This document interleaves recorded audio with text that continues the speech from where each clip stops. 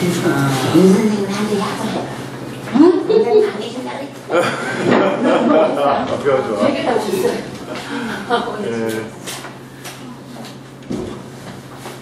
자, 돌아오고 있는 거야? 저거 뜨거머리지? 네.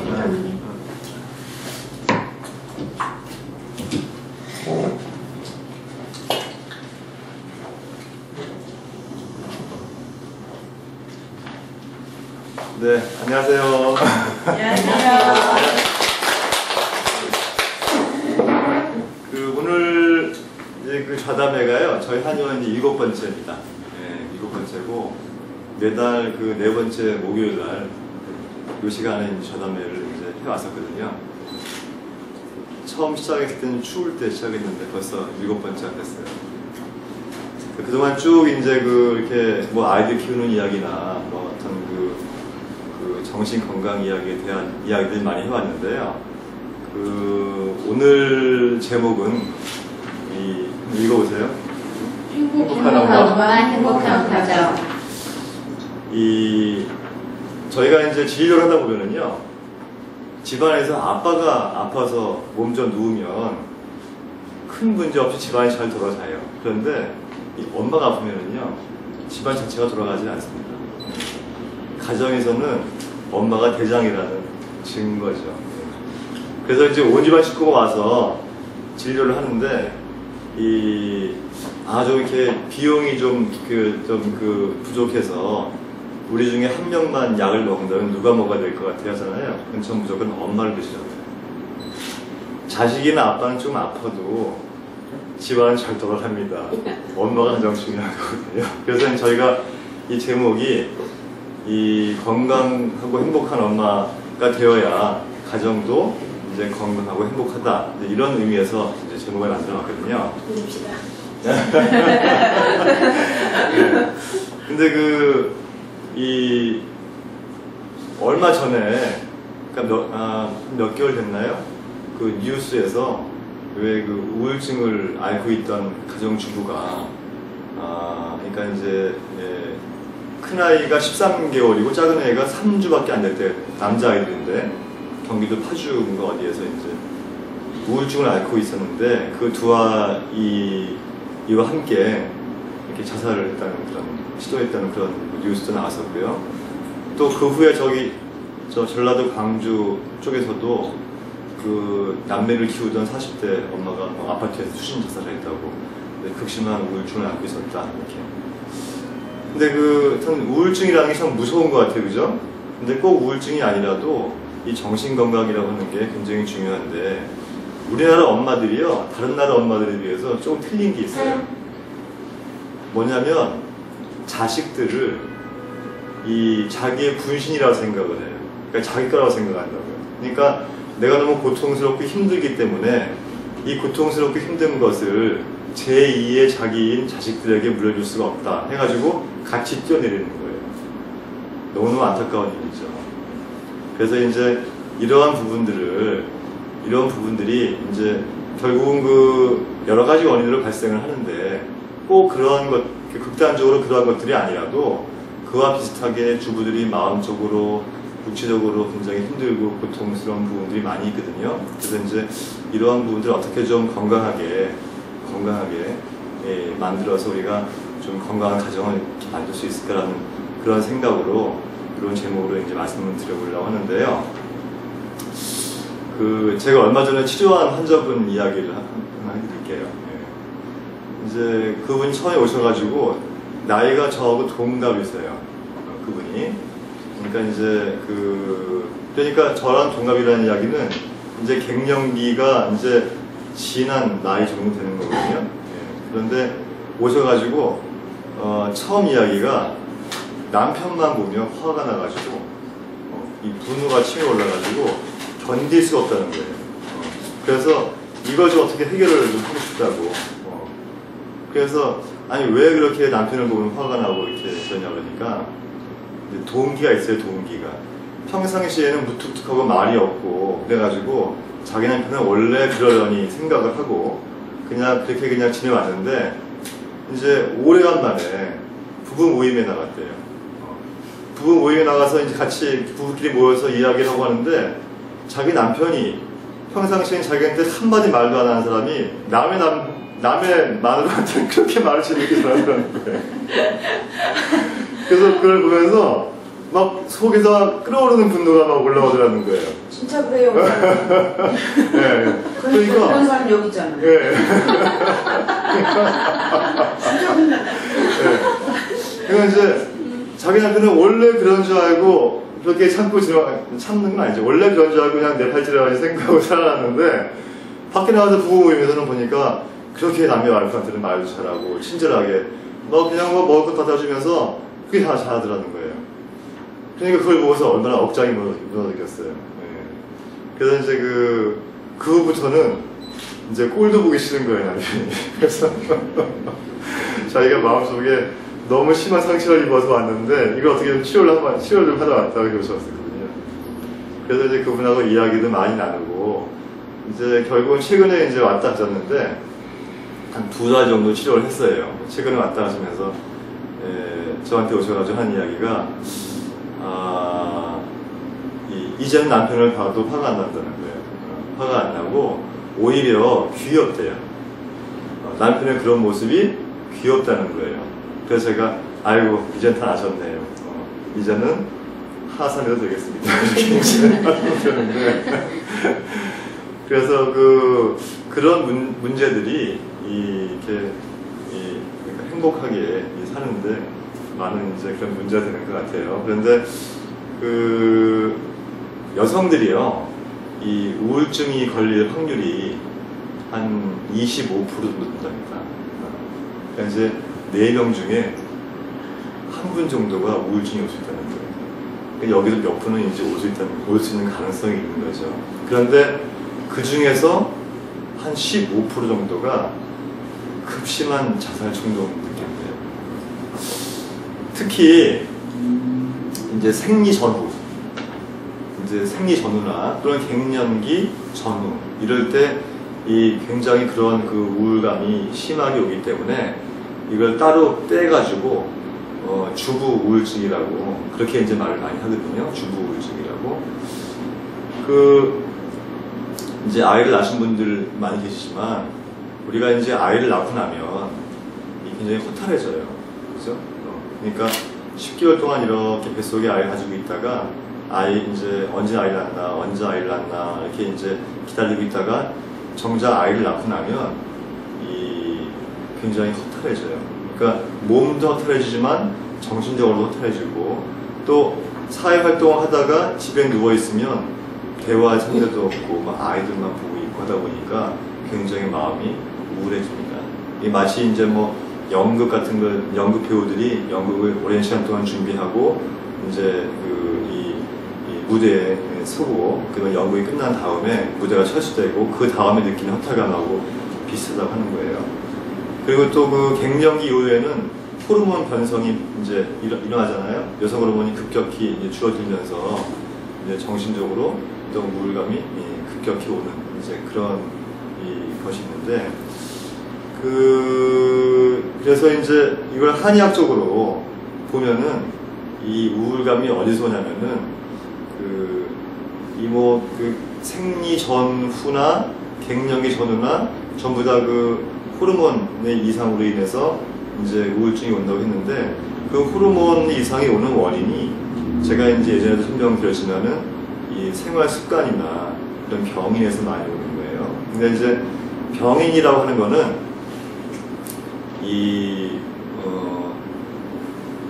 생활 습관에서 오는 건데, 그러니까 이런 거죠. 평상시에 이 밥을 너무 급하게 먹는다거나, 또는 평상시에 일이 너무 많고 피곤하다거나, 또는 평상시에 이 스트레스를 많이 받고, 또 스트레스를 많이 받고 화를 많이 끓인다거나, 이런 어떤 그 생활 습관이나 환경에 있는 분들이 이런 호르몬의 변성이 굉장히 빨리 오게 돼 있어요.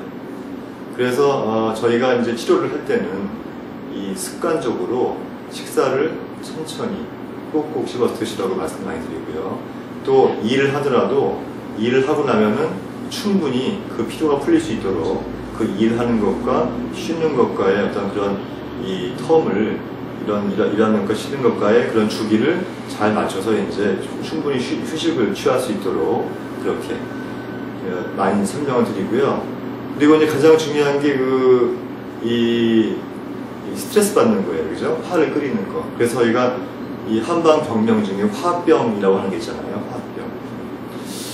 그래서 저희가 이제 대부분 화병을 앓는 분들이 이렇게 호르몬 변성에 많이 반응하게 되고 그걸로 인해서 우울증에 많이 오게 되는 그런 이제 원인이 되는 건데, 그래서 우리가 이제 그 화병을 어떻게 보고 어떻게 잘 다스려야 할 것인가, 이것이 건강한 그 주부 생활을 할 수 있는 가장 큰 요점이라고 생각할 수 있는데요.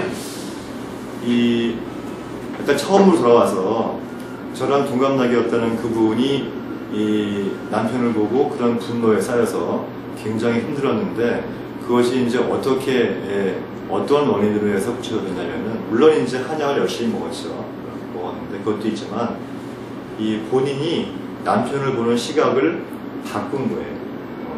어떻게 바꿨냐면은, 예전까지는 남편 때문에 내가 이제 화가 난다고 생각을 한 거예요. 모든 내가 분노하고 화나는 원인이 남편 때문인 거예요. 남편이 그렇게 하지만 않았다면 내가 화날 이유가 없는 거예요.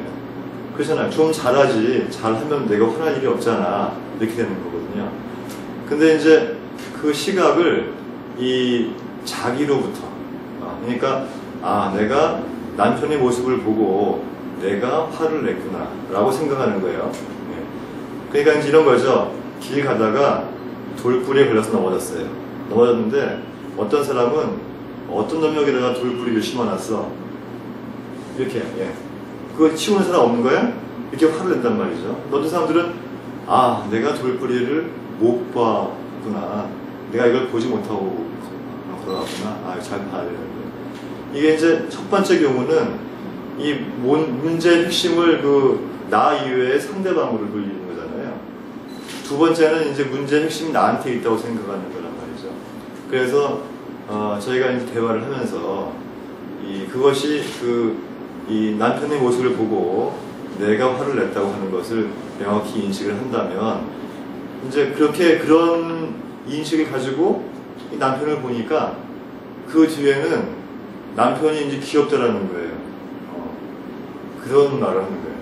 그런 모습이 참 귀엽더라, 이렇게 이야기하는 거예요. 그래서 나보고 먼저 이 정도면 되게 많이 좋아진 거예요. 그래서 다 좋아졌네, 이렇게 말씀을 드렸는데, 이제 그런 부분들이 굉장히 중요한 것 같습니다. 그래서 이제 우울증 같은 경우에는요, 정신병이 아니거든요. 양방에서는 뇌의 어떤 전달 물질의 이상으로, 그래서 세로토닌 분비 이상이라든지 또는 그 이외에 무슨 여러 가지 뇌 전달 물질의 이상, 분비 이상으로 해서 오는 일종의 어떤 정신 질환 초기 증상 정도로 이렇게 이야기를 하는 경우도 있지만, 사실은 엄밀하게 보면 우울증은 정신병과 큰 관계가 없어요. 왜냐하면 우리가 날이 굽고 비가 오고 하면 마음이 좀 가라앉고 우울하잖아요. 그것도 일종의 우울증 증상이거든요. 넓게 볼 때는. 이제 그래서 자기가 어떤 이제 잠깐의 우울감에서 있다가 또 시간이 지나면 벗어나고 이렇게 될 수 있으면 좋은데, 그러지 못하고 이 우울감에서 벗어나지 못하고 계속해서 마음이 억눌려져 있고, 시간이 지나고 환경이 바뀌어도 마음이 많이 힘들다면 빨리 전문가와 상담을 해야 된다는 거예요. 이야기를 해야 된다는 겁니다. 그래서 예전에 저번 청소년 우울증에 대한 이야기를 하면서 제가 어떤 이야기를 이제 드린 게 있냐면, 이 한강 있잖아요. 한강 다리요. 한강 다리에서 보면은 가장 떨어져 죽기 좋은 포인트가 있어요. 자살하기 좋은 포인트가. 그게 가장 유명한 다리가 한강대교거든요. 한강대교 거기가 제일 많이 자살하는 장소입니다. 근데 그 위치에 전화기가 한 대 딱 이렇게 있대요. 그게 이제 떨어져서 자살을 하기 바로 직전에 잠깐만 이 전화기를 들고 통화를 한번 해보세요라고 하는 전화기가 있다는 거예요. 그래서 그 전화기 때문에 1년에 한 100여 명 이상의 생명을 구한다고 그러더라고요. 그러니까 그런데 그 상담하는 분들이 있어요. 상담위원들이. 그 상담위원들과 인터뷰를 하는데 상담위원 하는 이야기가 자기는 하는 이야기가 아무것도 없다는 거예요. 그냥 들어준대요. 그 사람 이야기를 같이 들어주고 그냥 공감을 해주는 거예요. 그러니까 자살을 시도하는 많은 사람들은 우울증 때문에 그런 사람들은 자기가 이야기할 상대가 없는 거예요. 자기가 마음을 터놓고 이야기하고 자기의 마음을 공감받을 수 있는 그런 상대가 없다고 생각하는 거예요. 사방팔방에 나를 도와주고 의지시켜줄 수 있는 그런 게 아무것도 없다고 생각하는 거예요. 빠져나갈 공간이 없다고 생각했을 때 극단의 선택을 하는 거거든요. 그런데 전화를 들어서 전혀 모르는 사람과 대화를 나누는데 자기 이야기를 하는 거거든요. 그 상담사가 어떤 대화를 통해서 그 사람을 설득하는 게 아니라는 거예요. 근데 그 이야기를 들어주고 같이 공감해주고 같이 아파해주고 하는 것만으로 해도 나중에는 너무너무 감사하다고 그러면서 울면서 전화를 끊고 이제 자살하는 걸 포기하고 다시 또 새로운 생각을 하기로 했다면서 이제 뭐 감사의 편지도 보내고 그랬다는 이야기를 인터뷰에서 나온 신문에 그런 게 있었거든요. 그래서 그런 어떤 그 가정에서 생활을 하면서 여성들은 자연히 이 생리를 하고 하는 부분이 있기 때문에요. 이 호르몬의 변화가 한 달에 한 번씩 꼭 오게 돼 있잖아요. 그런데 이 병인이라는 거, 생활 습관이나 환경이라는 데서 오는 병인이라고 하는 이러한 것들이 이제 그런 부분과 합해지게 되면 우울한 감정이 우울증으로 갈 수가 있어요. 그러니까 다시 말해서 호르몬의 변성이 오는 것만으로 해도 우울할 수 있거든요. 젊은 사람들은 다 알 거예요. 생리할 때마다 그 전에 굉장히 마음이 힘들고 짜증나고 힘든 부분이 있거든요. 또 갱년기가 지나신 분들이나 그 근처에 있는 분들은 또 그 갱년기라는 자체만으로 해도 굉장히 마음이 우울하고 짜증나는 부분이 있단 말이에요. 근데 그런 부분이 개인의 생활, 개인의 그 습관이나 환경에서 비롯된 그 병인 것 같이 이렇게 합해지게 되면 증폭이 돼서 우울증이 될 수가 있는 거예요. 그래서 그 우울증이 됐을 때 그때는 주저하지 말고 꼭 도움을 요청을 해야 됩니다. 그러니까 가깝게는 신경정신과 병원도 있을 테고 또 이제 이렇게 같이 이야기 나눌 수 있는 한방의료기관도 있고 아니면 가까운 지인이나 친구들에게서라도 같이 자기 마음을 나누고 이야기할 수 있는 그런 부분이 있어요. 그래서 제일 무서운 게 이런 거예요.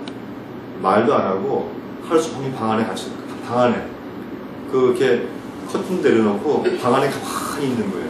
나가지도 않고. 이건 중증 우울증이에요.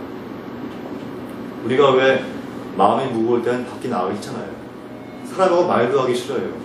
말하기도 귀찮고 말하기도 싫어요. 근데 문제는 그렇게 하면 할수록 더 마음이 힘들어지고 몸이 힘들어지게 되어 있습니다.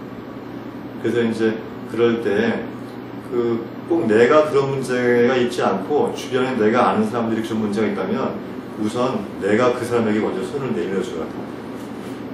그래서 근데 내가 아무것도 아는 게 없는데 어떻게 내가 그 사람들 도와주지? 이렇게 생각할지 모르잖아요. 가서 그냥 이야기 들어주면 돼요.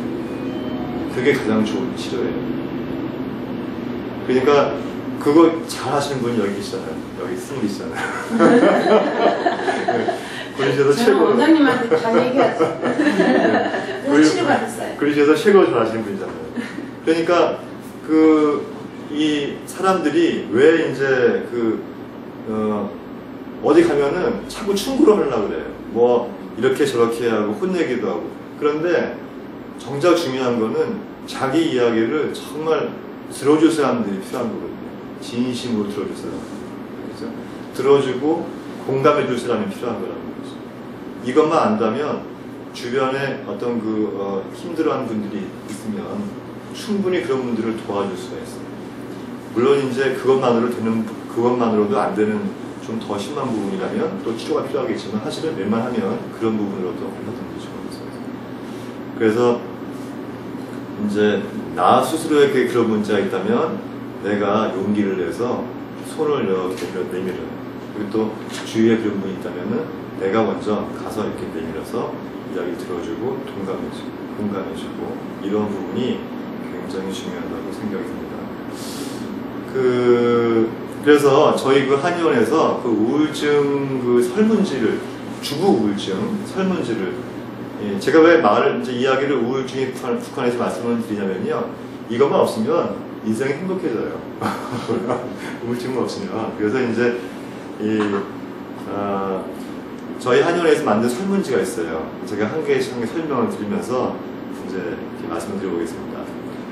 예, 한 16가지가 됐는데요. 이 중에 한 5가지 정도가 걸려있으면은 예, 중간, 아니요 해서 예가 5가지 정도만 있으면 아하, 내가 이 우울증이 올 확률이 많구나라고 생각하시면 됩니다. 첫 번째가 하루에도 여러 번 기분이 좋았다 나빴다를 반복합니다. 저는 있죠. 네.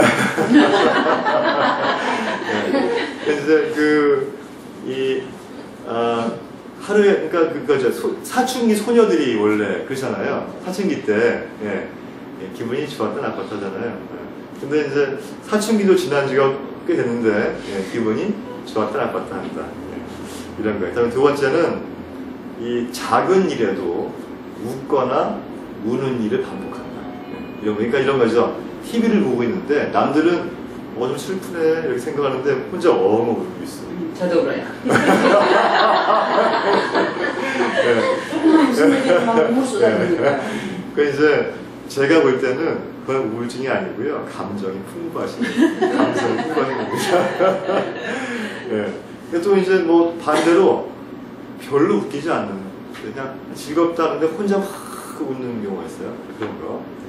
그다음에 이제 그 세 번째는 이 감정의 기복이 심해서 작은 일에도 신경이 예민해진다 이런 거예요. 그러니까 다시 말해서 근심 걱정이 많은 거예요. 왜 걱정을 사서 하는 사람 있잖아요. 왜 어떤 내가 얼마 전에 어떤 환자분 한 분은 내 얘기다가 내가 빵 터진 거 아닙니까? 김정은이 쳐들어 내려가 걱정이라는 거예요. 가정 죽는데. 그래서 제가 사모님 절대로 김정은은 쳐들어오지 않습니다. 제가 보장할게요. 그게 내리려고 해도요, 안 내려져요. 그렇죠. 예. 그런 걱정이 들어있으면 그게 내려지지가 않는 거예요. 너무 힘이 드는 거예요. 잠도 안 오는 거예요. 조금만 더 그러니까 안 내려져요. 그러니까 그분은 혼자서 대한민국의 걱정을 혼자 다 하고 있는 거예요. 그래서 저를 믿고 절대로 김정은 내려오지 않습니다. 그래서 그런 케이스예요. 그 다음에 이제 무엇인가 하고자 할 의욕이 없다 이거예요. 의욕이 없다. 제가 이제 항상 하는 말이지만 작고하신 현대 정주영 회장은 자기 자서전에서 그런 말을 했대요. 자기는 아침마다 설레인대요. 멋있는 말이잖아요. 설레인다는 말은 희망이 있다는 거거든요. 목적이 있고 희망이 있다는 거거든요. 목표가 있고. 난 오늘 이것을 해내고야 말 거야. 라고 하는 목적과 희망이 있다는 건데 결국은 목적 상실, 희망 상실. 이런 설렘이 있을 수 있잖아요. 하고자 할 의욕이 없고. 근데 우울증이 생기면은 이런 게 생겨요. 그러니까, 이제 이런 부분이 있는 거. 그 다음에 아까 말씀드린 것 같이 사람 만나기 쉽고 혼자만 있고 싶어 하는 거예요. 요건 조금 안 좋은 거예요. 그러니까 여기 나오신 분들은 일단 그건 아니잖아요. 나오셨잖아요. 그죠? 그런데 안 그런 분들이 있어요. 방 안에 앉아가지고 그냥 하루 종일 가만히 있어요. 사람 만나기 쉽고 밥도 제대로 안 먹고 그냥 방 안에 가만히 있어요. 이건 조금 좀 위험합니다. 그러니까 혹시 이제 일단 여기 나오신 분들은 그런 분들 없으니까 주변에 그런 분들이 있다면 제가 아까 설명드린 대로 가서 손을 내밀어주세요. 그리고 이제 뭐 비슷한 이야기인데 매사에 흥미있는 일이 없다 이거예요. 흥미있는 일이 없는 거. 그 다음에 또 뭐 하냐면요, 이 건강검진 할 때는 아무 문제가 없다 그래요. 근데 본인은 아파 죽겠어요. 몸이 아프든지 마음이 아프든지 이런 게 있어요. 그러니까 작은 병원 가서 아무것도 없으니까 큰 병원 갔어요. 큰 병원 갔는데 거기서도 검사하고 아무것도 안 나와요. 그런데 난 너무너무 힘든 거예요. 막 아플 때도 많고 이렇게. 그래서 이런 부분들이 이제 우울증일 수가 있어요. 그런데 그러니까 우울증이라는 게 우울증의 종류 중에서 가면 우울증이라고 해가지고 속으로 실제로 우울증이 있는데 겉으로는 우울증으로 나오지 않고 다른 증상들로 나오는 분들이 있어요. 검사를 아무것도 안 나오는데 예를 들어서 어떤 그 할머니가 너무너무 속이 안 좋고 막 무릎도 아프고 허리도 아프고 막 많이 힘들다고 하는데 검사를 해보면은 관절 튼튼하고 뼈도 튼튼하고 아무 문제가 없는 거예요. 그런 분들은 실제로는 우울증인데 그 우울증이 어떤 그런 통증이나 그런 다른 증상으로 이 가짜로 나온다고 해서 가면 우울증이라고 하는데 이제 그런 것이 여기에 해당되는 겁니다. 그 다음에 이제 그 외톨이라는 생각이 많이 든다 이거죠. 그래서 그 한강 다리 가서 떨어질 준비하고 있는 분들이 이제 이런 거예요, 그죠? 나는 외톨이다. 이 세상 천지에 나밖에 없다라고 생각하는 거예요. 나밖에 없다. 내 이야기를 들어줄 사람들은 아무도 없다. 나는 이 세상에 혼자밖에 없다. 사실은 그런데 그 생각이 누구 생각이에요? 내 생각이잖아요. 그죠? 그러니까 내가 생각한 거니까 또 나는 외톨이가 아니라고 생각하는 것도 결국은 내가 생각하는 거잖아요. 결국 문제의 핵심은 나한테 있는 것이지 나를 대하는 모든 사람들이 나를 외톨이로 만든 게 아니란 말이죠. 그러니까 그래서 그 순간에 그 마지막 그 전화를 하면서 그 사람과 이야기하면서 아 나는 외톨이가 아니로구나 라는 걸 이제 이야기를 하면서 느끼는 거예요. 그래서 그 자살 시도하는 것을 이제 포기하고 이렇게 되는 거거든요. 그런데 이 정신적으로 이렇게 우울증이 심해지면은 자기가 외톨이라는 생각을 너무 많이 하는 거예요. 자기 생각이죠, 그죠? 자기 생각 안 하는 거예요. 그 다음에 별다른 이유 없이 이제 불안하고 초조한 거예요. 별다른 이유 없이. 근데 마음이 너무 불안하고 너무 초조한데 가만히 생각해보면 내가 뭐 때문에 도대체 불안한 거지? 내가 왜 마음이 초조한 거지? 아무리 생각해도 없는 거예요. 없는데 그냥 불안하고 초조한 거예요. 그런 거 있잖아요, 그죠? 괜히 마음이 불안해요. 그런데 무엇인가 인과관계가 있어야 될 거 아니에요, 그죠? 어떤 일이 있으니까 그걸로 해서 불안한 인과관계가 있으면 아 내가 이런 일 때문에 불안하고 초조하구나 하고 생각하니까 그럴 수 있다 생각하겠는데 특별히 그런 게 없는데 마음이 너무 불안한 거예요. 초조하고 이제 이런 부분들도 이 우울증이 생기면 볼 수 있는 증상들입니다. 그 다음에 그 잠이 들기가 힘들어진다. 이게 불면증 이야기인데요. 불면증 있는 경우, 그러니까 불면증도 이제 이런 그 우울감, 우울증에서 많이 오는 증상들이기 때문에 일단 불면증이 있으면요, 일단 그거 빨리 치료해야 되는 거예요. 그걸 치료해야 이 건강한 가정생활을 할 수 있습니다. 엄마가 잠 안 자고 밤에 있어 보세요. 온 집안이 힘들어요. 그렇잖아요. 그래서 이제 이따가 저희가 오늘 그 한방 약차를 오신 분들 좀 아주 시음을 좀 해드리려고 집에서 편하게 돈 안 들이고 할 수 있는, 큰 돈 안 들이고 할 수 있는 한 5가지 정도 약차를 만들었는데 그 중에 한 가지가 이 불면증이 굉장히 좋은 약수였어요. 이따 다 한 번씩 마셔보시고 이렇게 그리고 이 잘 놀라는 거 있잖아요. 깜짝깜짝 놀라는 거. 왜 전화벨 소리만 울려도 놀래고 누가 문만 확 열고 너 잘못하고 있어? 이렇게 놀래? 이런 말 많이 듣는 거, 깜짝깜짝 놀라는 거. 이걸 한방에서는 담 허증이라 그래요. 왜 우리가 걔는 담이 너무 없어, 뭐 담이 약해, 그죠? 뭐 이러잖아요. 뭐 담이 부었어, 이렇게. 이 한의학적으로 담 허증이라고 하는데 깜짝깜짝 잘 놀라는 거, 이것도 이제 우울증에 포함된 증상들이고요. 그 다음에 이런 게 있어요. 내가 지금 현재를 살고 있는데 과거의 일 때문에 괴로워하는 사람들이 있어요. 과거의 일 때문에. 어떤 학생은 공부하다가도 예전에 왜 쪽팔렸던 것들을 생각해, 자기가 잘못했던 것들, 그런 생각이 들면서 이러면서 막 일어나는 일이 있어요. 어떤 애들은 그걸 치료하려고 저한테 왔던 애들이 있어요. 그러니까 지금 공부를 해야 되는데 지금 해야 될 거는 공부잖아요. 지금 이 시간에 해야 될 거는 공부하는 시간이니까 공부를 해야 되는데 자꾸 과거에 일주일 전에, 1년 전에 있었던 안 좋았던 일들, 자기가 좀 힘들었던 것들, 그런 일들이 자꾸 자기를 이렇게 생각이 나면서 집중이 안 되는 거예요. 그 일 때문에 막 괴로워하는 거예요. 그러니까 이 현재에 집중할 수 없는 거죠. 또 어떤 경우는 미래의 불안 때문에, 아직 오지도 않은 미래의 불안 때문에, 그 불안 때문에 너무 힘들어하는 거예요. 그러니까 그 과거의 일 때문에 괴로워하고 미래의 일 때문에 힘드니까 현재 삶이 사라져버릴 리가 없는 거예요. 지금 내가 살고 있어서 사는 게 아니란 말이죠. 그러니까 여기 있지만 내 몸이 여기 있지만 여기 있는 게 아니죠. 과거에 있고 미래에 있는 거죠. 왔다 갔다 시공을 초월하고 있는 거예요. 그거는 살지만 사는 게 아니잖아요. 그죠? 그래서 이제 우리가 왜 뭐 현재에 깨어 있어라, 내가 지금 무엇을 하는지 명확하게 인식해라, 뭐 이렇게 여러 훌륭하신 분들이 말씀을 많이 하지 않습니까? 뭐 일상에서 깨어 있어라, 뭐 현재 충실해라, 내가 지금 무엇을 하는지를 꼭 인식하거라, 뭐 이렇게. 그래서 이제 그런데 이 우울증이 생기면 이상하게 자꾸 이렇게 집착이 생겨요. 미래에 대한 공포, 과거에 대한 집착, 이런 게 자꾸 생겨서 이 현실감이 이제 약해진다. 이런 거죠. 그래서 그런 부분이 있지 않는가. 그래서 저희가 이런 분들은 가장 많이 저희가 이제 이렇게 훈련을 시키는 게 이제 복식 호흡이나 명상 이런 걸 저희가 많이 시켜요. 그러니까 현재를 바로 그대로 보는 훈련 그런 것들 많이 시키는데 이게 뭐 종교와 관계없이 그냥 명상이라고 하는 건 다 할 수 있는 거 아닙니까?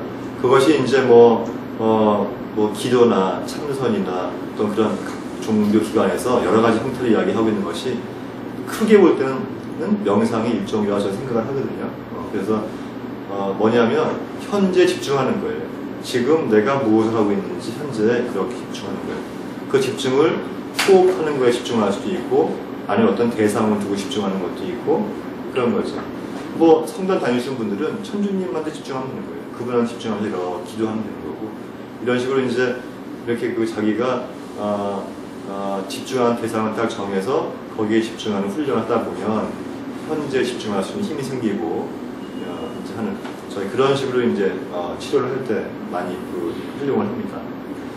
그런 것들이요. 그러니까 내가 그런 식으로 일에 대한 불안 때문에 많이 힘들다거나 과거에 대한 집착 때문에 힘들다면 이 또한 우울증 증상이 아닐까 의심을 할 필요가 있다. 그런 이야기입니다. 그 다음에 이제 평상시에 왜 잠도 많이 자고 별 문제가 없는데 하품이나 기지개를 많이 하는 분들이 있어요. 그러니까 어떤 분들은 그래요. 창피해 죽겠대요. 그냥 하품 기지개를 많이 하니까. 그러니까 누가 이렇게 특히 어른들 앞에서 이렇게 이야기를 들을 때는 하품 같은 거 하면 그렇잖아요. 좀. 근데 아무리 참으려고 해도 하품 기지개가 그렇게 많이 나온다는 거예요. 이게 이제 한의학에서는 장조증이라고 해서 이 부인들은 우울증이 있을 때 많이 나오는 증상이에요. 그러니까 그런 게 있으면 또 그런 게 우울증이 아닌가 한번 이제 의심을 해봐야 되고요. 그 다음에 이 남편이나 아이들에게 짜증이나 화를 많이 내는 분들이 있어요. 근데 이 남편들 이야기 들어보면 반대로 남편들 이야기 들어보면요, 남편들이 더 죽겠다 그래요. 왜 죽겠다고 하냐면은 이 자기 부인이 잣대가 명확치가 않대요. 잣대가. 그러니까 어떨 때는 한 요 정도 해도 넘어가고 어느 때는 요 정도 하고 잘 했는데도 욕을 먹고 이러니까 도대체 어디에 맞춰가지고 내가 자기 부인한테 해야 될지 모르겠다고 이렇게 호소들을 많이 하거든요.